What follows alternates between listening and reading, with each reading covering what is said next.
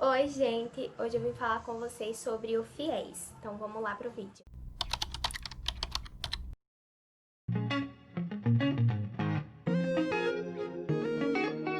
O FIES é o Fundo de Financiamento Estudantil, um programa promovido pelo Ministério da Educação que tem como objetivo financiar o ensino superior dos alunos do Brasil. Financiamento, gente, não é bolsa. Bolsa é ProUni. Você precisa ter para participar do FIES? Bom, gente, o FIES, ele exige que você tenha participado de algum Enem desde 2010. Então, por exemplo, se você fez um Enem em 2010 e um Enem em 2019, sua nota do Enem 2010 for melhor do que o Enem 2019, você pode usar a nota de 2010, ok? Porém, tem algumas exigências. Você precisa ter tirado pelo menos 450 de média em cada área da prova.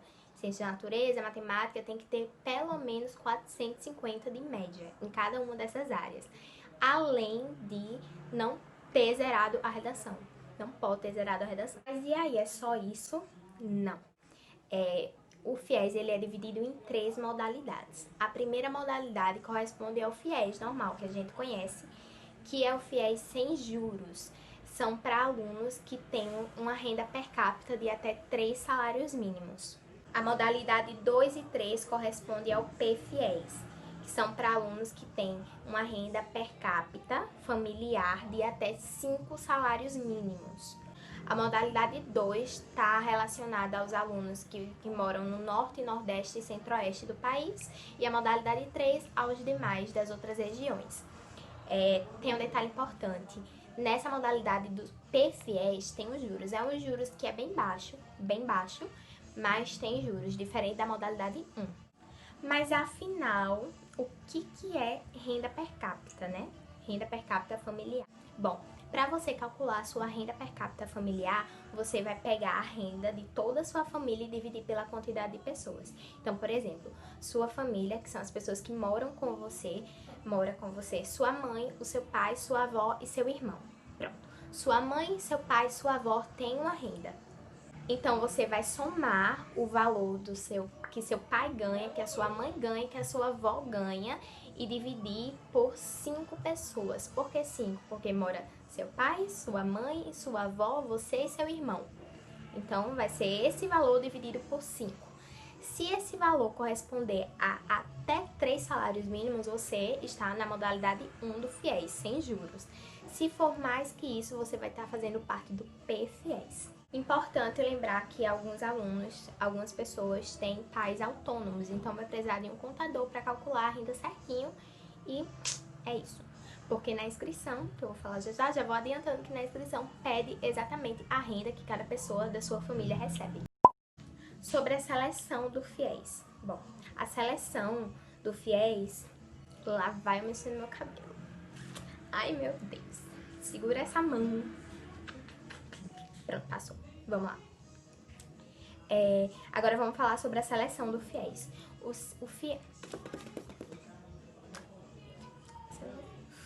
A seleção do FIES é feita de acordo com a nota.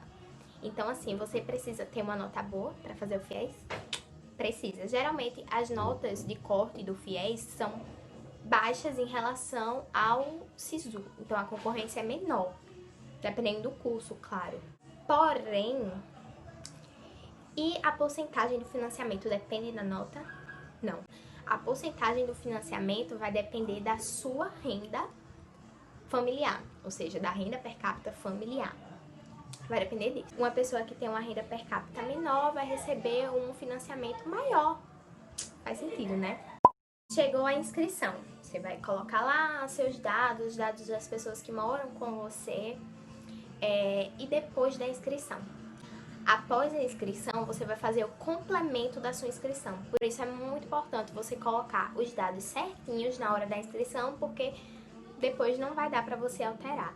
E qualquer coisa errada, você pode correr o risco de perder o financiamento que você conquistou.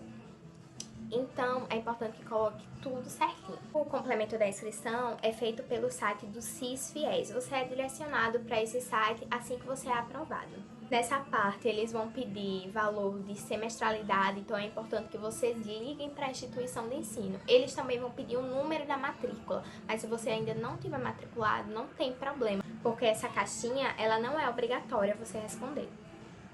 Depois que você fizer o complemento da sua inscrição no site do CIS-Fiéis, você vai imprimir o comprovante de inscrição e vai levar para a CPSA da sua instituição de ensino. É lá na CPSA que você vai precisar comprovar tudo que você colocou na sua inscrição e no complemento da sua inscrição. Então, assim, vá preparado no documento, porque, olhem, e vá preparado para levar um chá de cadeira também, porque é muita gente.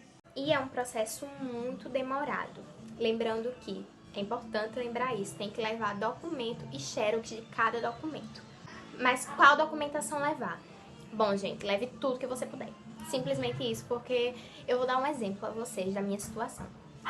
Lá no site não tinha falando que eu precisava levar carteira de trabalho.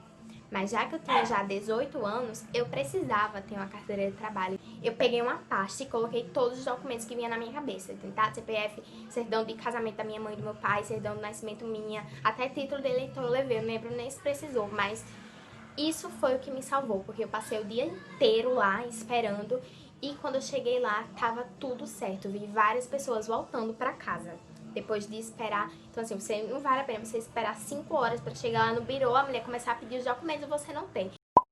Depois de toda essa ladainha, vocês vão pegar o documento de regularidade da inscrição, que é o famoso DRI. Nesse DRI vai ter um prazo que você precisa levar esse documento no banco. Quando chega lá no banco, você precisa levar toda a sua documentação principal, assim, não precisa ser todas aquelas documentações, mas as suas principais documentações. Não sei se para quem é de menor precisa levar as documentações também dos pais, mas eu não precisei.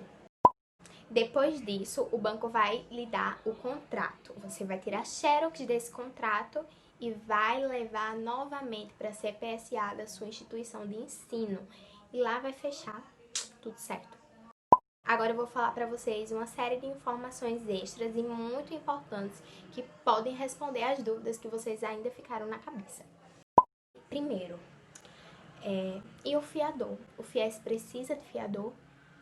Gente, se sua renda per capita familiar for de até um salário mínimo e meio, você não vai precisar de fiador. O fiador vai ser o fundo garantidor.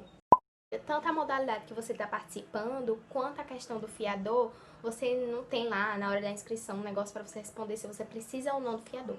O próprio sistema já encaminha para a modalidade que você está fazendo parte e se você precisa ou não de fiador. Sobre a taxa administrativa do FIES. A taxa administrativa é uma taxa que antes era R$ 150 a cada 3 meses. Agora é cerca de R$ 42 todos os meses. Essa taxa administrativa, ela não é os juros. Todos os alunos de todas as modalidades do FIES precisam pagar. As pessoas da modalidade 1 pagam essa taxa e as pessoas do PFIES pagam juros e pagam essa taxa. Terceira coisa, o FIES acumula ou não desconto. Se você for do ProUni, com certeza vai acumular. Digamos que você é bolsista parcial do ProUni, você tem uma bolsa de 50% pelo ProUni, você vai financiar os outros 50%. Se for bolsista parcial do ProUni, como é o meu caso, já que eu não podia participar do ProUni, que eu fiz o meu ensino médio e estudei em escola particular.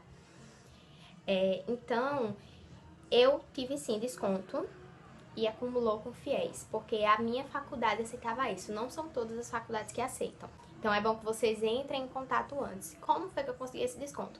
Fazendo vestibular da universidade. Então, durante esse período de terceiro ano do ensino médio, é importante vocês fazerem sim esses vestibulares que as universidades privadas oferecem. Sobre o pagamento, os dois bancos que fazem parte do FIES é o Banco do Brasil e a Caixa. Eu não sei se o Banco do Brasil, não sei como é que funciona no Banco do Brasil, mas na Caixa eles podem fazer uma conta. Já vou adiantando uma questão, a questão da conta. Precisa ou não de conta? Fiz uma conta para depositar o dinheiro mensalmente. E essa conta foi de graça, eu não precisei colocar dinheiro nem nada, eu tinha até uma preocupação em relação a isso. Eu fiz, meu Deus, eu preciso de uma conta. Como é que eu vou fazer essa conta?